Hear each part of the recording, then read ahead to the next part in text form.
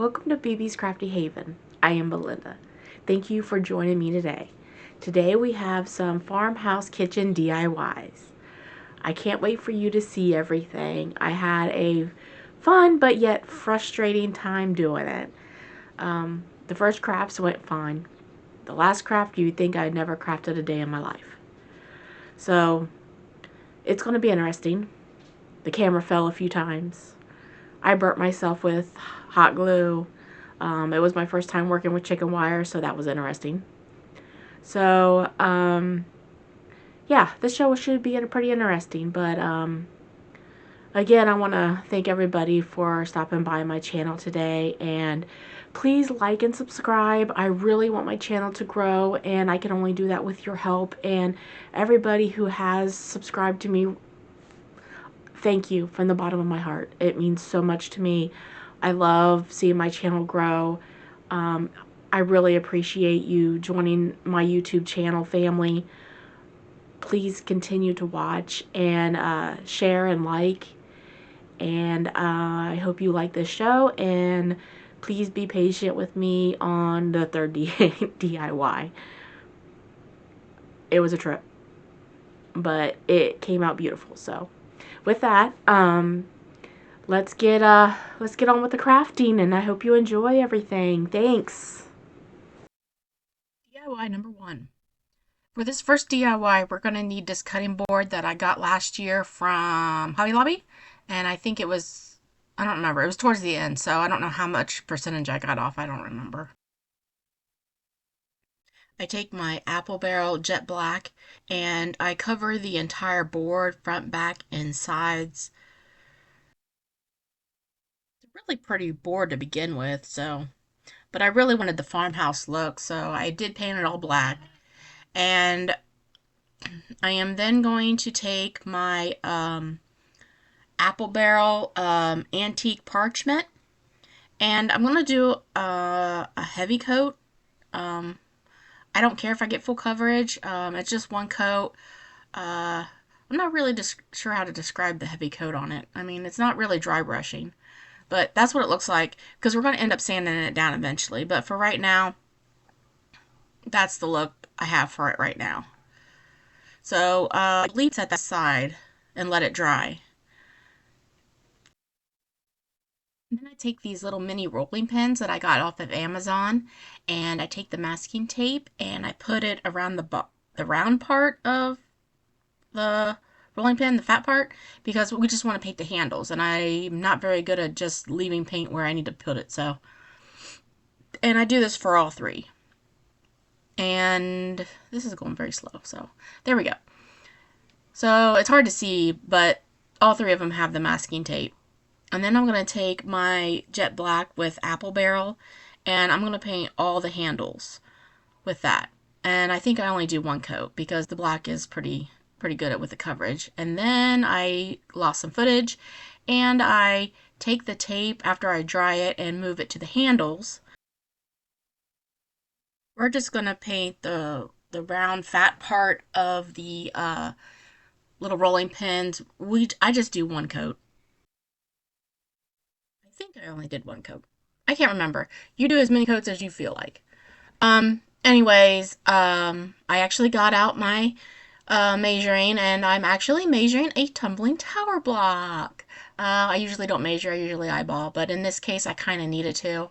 So I just measure 1 inch on the tumbling tower block. And see, actually just 1 inch. And we're going to cut that in half. But you're going to keep both of the pieces. You want to keep them together too. And you're going to do that for 6 of the blocks. And I'm going to show you right here. You're going to take, this is just an example piece. You're going to take and make an L. Longer piece, little piece on top. L shape, and you're going to use wood glue to glue those together. And then I used some spackling because I really wanted it to look like one piece. And it kind of did and kind of didn't because I kind of sucked at doing it. But, you know, it is what it is. And I made, like I said, I made 6 of those. And I painted those, I believe, I painted them just like you did the cutting board. with the black and then the antique parchment on top. And then we're going to take our sanding block and we are going to sand everything, even the little rolling pins and the little L-shaped thingy majiggers.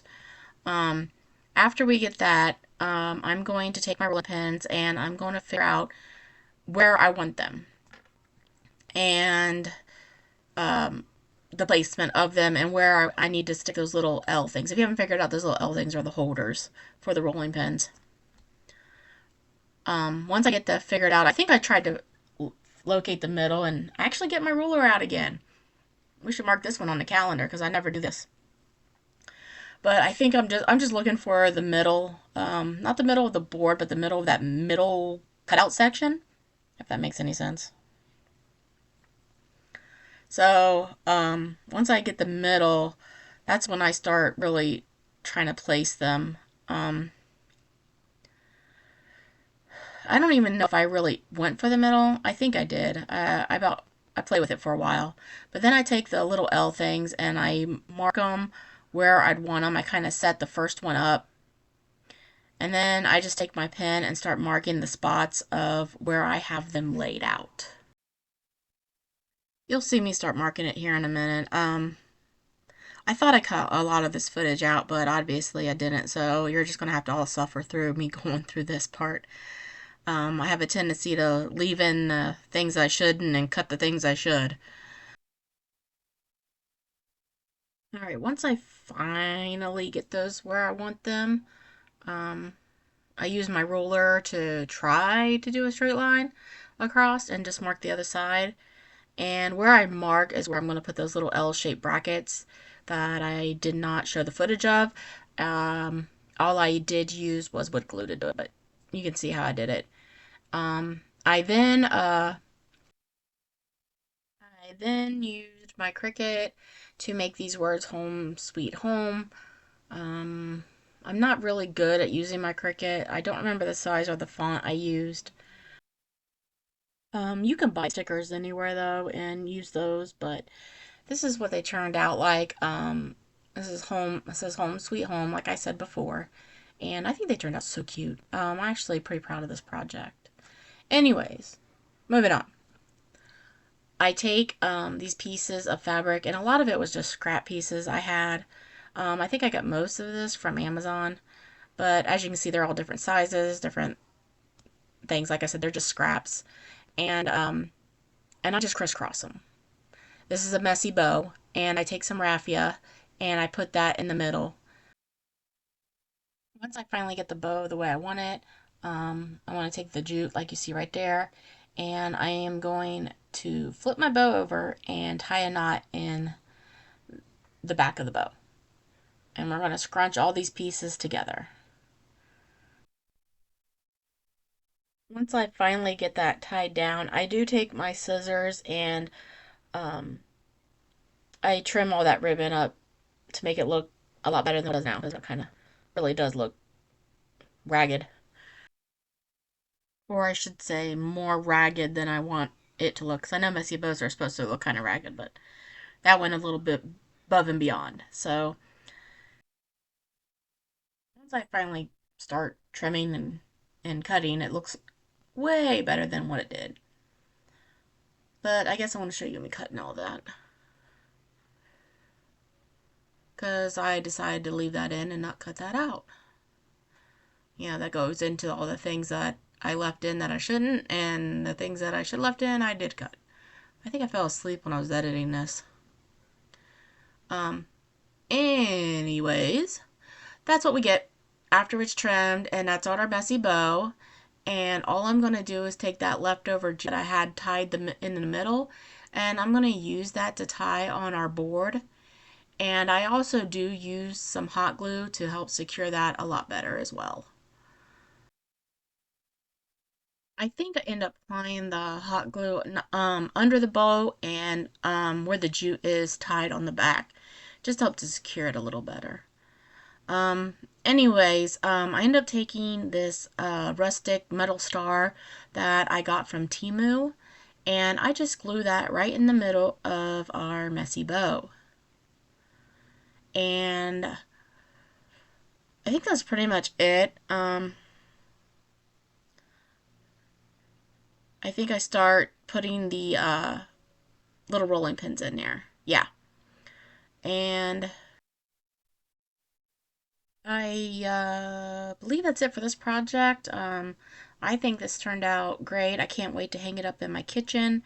Let me know in the description box what you think of this. And oh, make sure those little L brackets that we made at the time and time blocks are dry before you start putting the rolling pins in.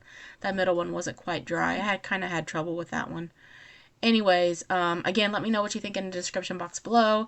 I'm pretty proud of this one. I think it turned out very pretty. And that is it for project number one.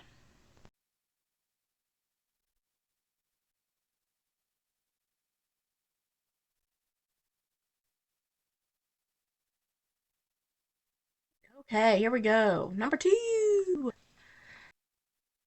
Okay, I promise this is the second DIY. This is not the first. I had bought two of these boards, and what I did for the board in the first project is the same thing I do for the second project. Um, but before I put any parchment, that white parchment on it, antique parchment, I take these wooden silverware that I got from Dollar Tree around the 4th of July, and I paint those all black. And then I take the parchment and I do just dry brush it on the fork, spoon, and knife because I want them to be more black than have that white look to it. Farmhouse to it. I don't know what you want to call it. But we're going to sand it down, even the fork and the spoon and everything. And this is what it looks like once we get everything sanded down. And I'm going to take a strip of this fabric I got from Amazon. We're going to hot glue that on there, but we're not going to hot glue it exactly in the middle. We're going to go a little below. Um, I probably should have ironed that out. It kept curling up on me and it was driving me crazy. But anyways, I finally get that hot glued down, and I'm going to wrap it around to the back as well and hot glue that all in there. And you can see where I hot glued it. Anyways, my next step is to take my jute and wrap it around. Um, I think I did it 3 times, maybe four, not quite sure. But you can do it as many times as you want. It's a great thing about DIYs. You can do whatever you want, make it your way. I am just here to help inspire you. So once I get that wrapped to where I like it, I just, again, hot glue the back.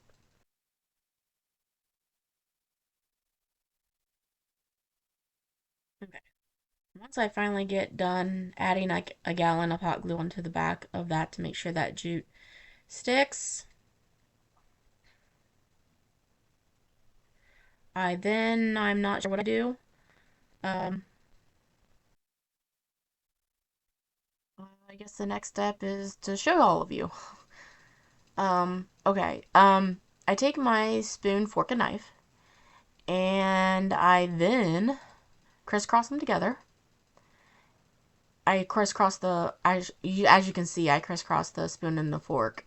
And then I take the knife and I stick that down the middle. And all I do, once I get that to the position that I like, I just take some hot glue and I hot glue that down.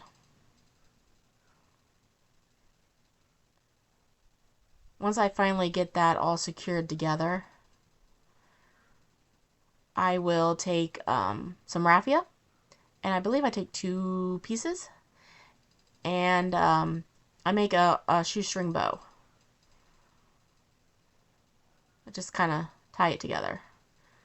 Once I figure out how to coordinate my fingers and get that to tie, I make it look a lot more difficult than what it really is. Trust me. I'm just not very coordinated with my hands.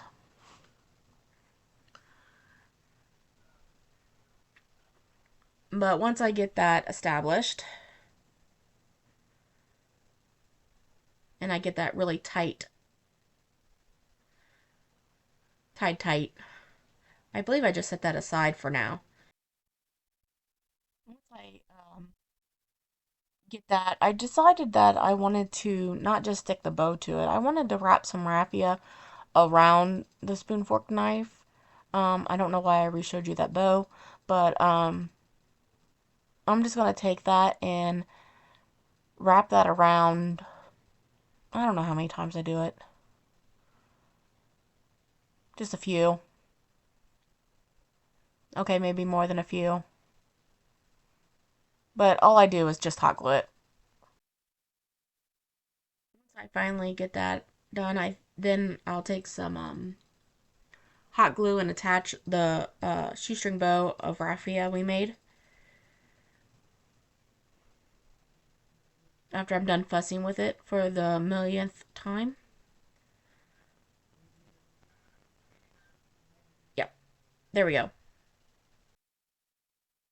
Once I finally get that bow situated on the spoon, fork, and knife, I trim down those bow tails so they're not hanging off so much. And then I believe I attach that to my board. Yes. Once I finally do get that position the way I like, um I'll hot glue it down in the middle where the raffia is, and then I think I hot glue the spoon and knife down at the top as well, just to help stabilize it and give it some more support. Now, even though I do use hot glue on the spoon and knife, or I mean the spoon and the fork, you don't have to. I just do that for more for my security. But after I finally get all those on, I do make a messy bow, just like I did in DIY number one. And I didn't show the footage of that, but it is in DIY number one, and I'm sorry, I hope that's okay and you guys didn't see that. But I do the exact same thing. As you see, I just put hot glue underneath the bow. Once I get that tight on there, I do use hot glue to secure that knot onto the board. And then I cut off the extra jute.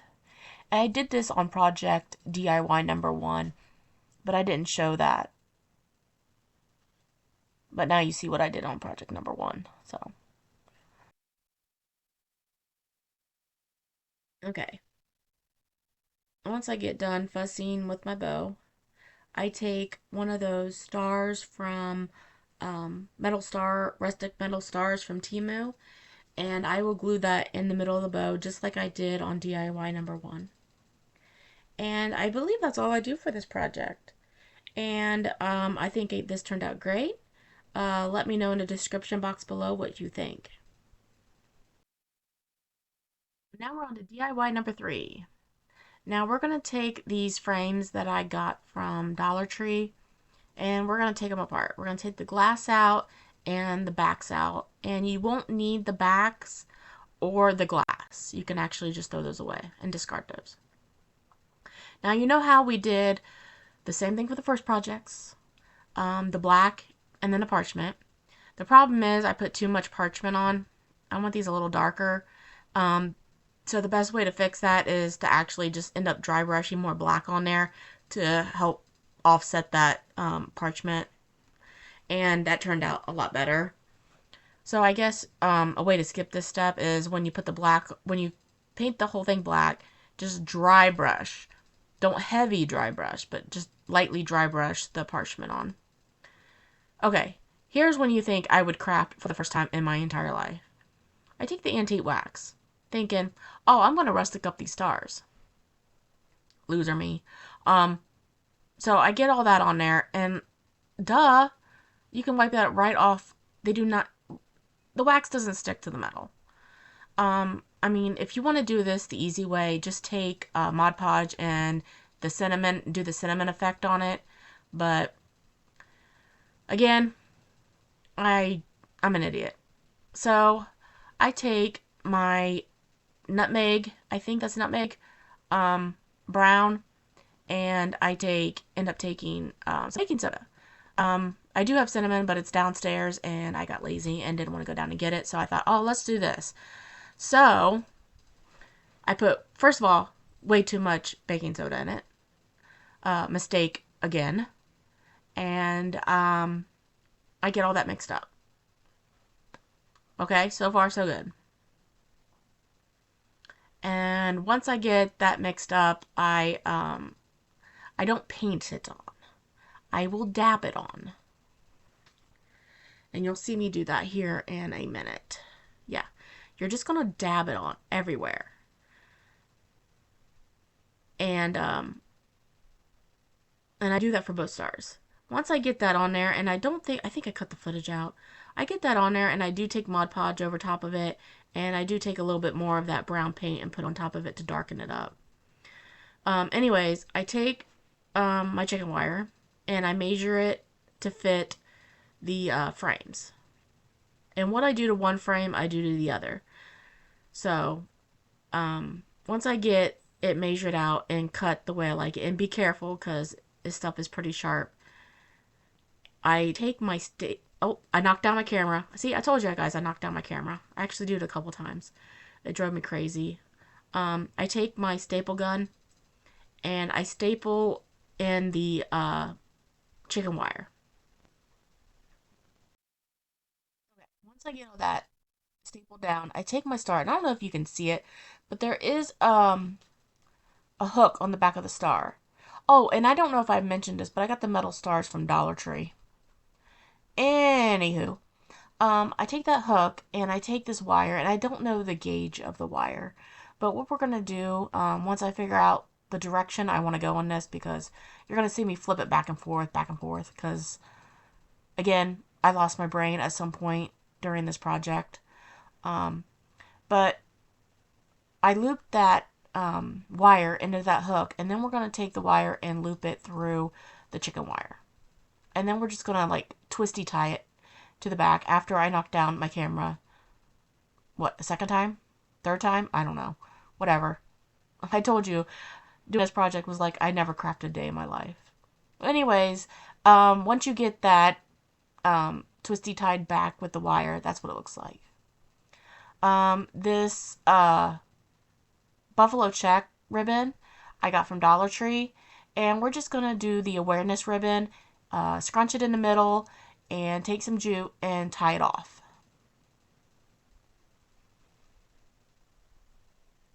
And again, I don't know the size of the bow. Excuse me, I hardly ever measure. But once I get that, as you can see, there's my beautiful bow. I'm not going to tie it exactly down in the corner, and not exactly in the middle off to the side. You'll see. But I do take that and I tie it down. And this was, what, the third or fourth mistake I made? Because you don't want to do this yet. You're going to see me take the bow off. I actually have to cut the bow off because I wasn't thinking. Okay, see these little berries and these wires? The bigger berries I got from Amazon, and these little ones I got from Dollar Tree.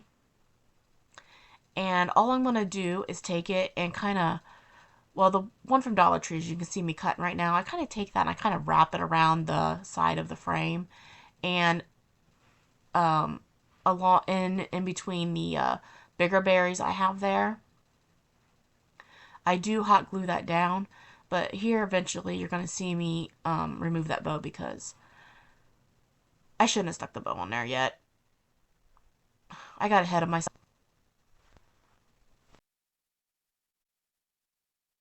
Alright, once I get done fussing that, I don't know why I showed you all this, but I do end up hot gluing that down, and here I think this is where I removed the bow, because at first I tried to stick that down in there, but I couldn't get it down in there.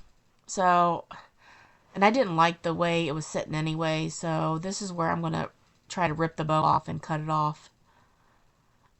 So, yeah, here's where I remove the bow. And then I push the little wired berries down, hot glue those in, and then attach the bow. Because that's the smart thing to do. After I get done fussing with the bow. There we go. That is much better, and I love the way this came out. I don't know if I ducktailed my ends. I don't know if I showed that on camera or not. I did ducktail them, but I obviously didn't show that on camera. But once I get that on there, I take a button and I put it in the middle of my bow. And like I said, what I do to one frame, I do to the other because I am making two.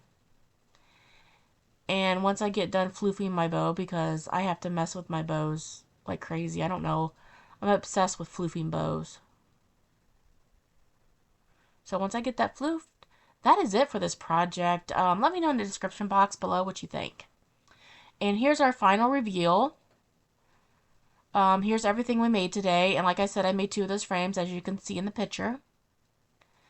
And there's our little rolling pins and our fork, knife, and spoon.